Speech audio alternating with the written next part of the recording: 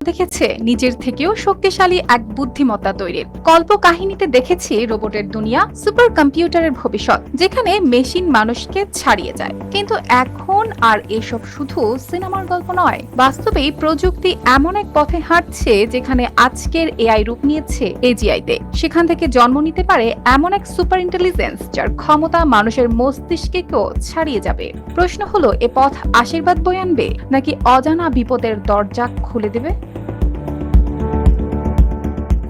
এখন যেটা ব্যবহার হয় সেটা হলো এআই বা আর্টিফিশিয়াল ইন্টেলিজেন্স, তবে এটাকে বলা হয় ন্যারো এআই, কারণ এটি শুধু নির্দিষ্ট কিছু কাজেই ভালো। যেমন ধরুন চ্যাটজিপিটি ছবি শনাক্ত করার সফটওয়্যার মুখ চিনে ফেলে, আবার গুগল প্রয়োজনীয় তথ্য বের করে দেয়। কিন্তু এই ন্যারো এআই মানুষের মতো একসাথে সবকিছু করতে পারে না।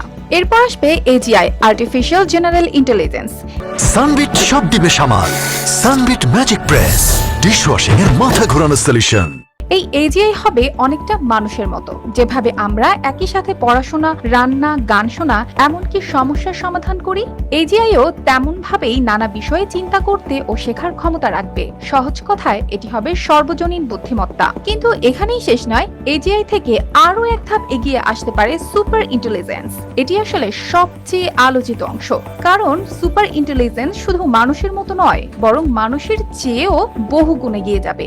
গতি, বিশ্লেষণ, সৃজনশীলতা সব ক্ষেত্রেই। বিজ্ঞানীরা বলেন এটা একবার তৈরি হলে হয়তো এমন সব আবিষ্কার করবে যা আজকের দিনে কেউ কল্পনাও করতে পারে না। হয়তো নতুন রোগের চিকিৎসা, মহাকাশে উপনিবেশ কিংবা পুরোপুরি নতুন বিজ্ঞান। তবে এখানে একটা বড় প্রশ্নও আছে।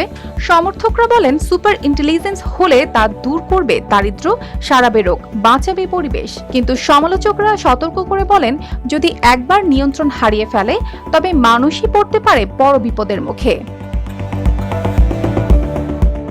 সবচেয়ে মজার ব্যাপার হলো এটা কবে হবে তা নিয়ে সবার মত আলাদা। কেউ বলেন 10 বছরের মধ্যেই হতে পারে, কেউ বলেন 50 বছরও লাগতে পারে, আবার কেউ মনে করেন হয়তো আদৌ ঘটবে না। কিন্তু এটা নিয়ে সন্দেহ নেই যে এআই থেকে এজিআই আর সেখান থেকে সুপার ইন্টেলিজেন্স এর দিকে এগোনো এখন আর কেবল সায়েন্স ফিকশন নয়, বরং বাস্তব সম্ভাবনা।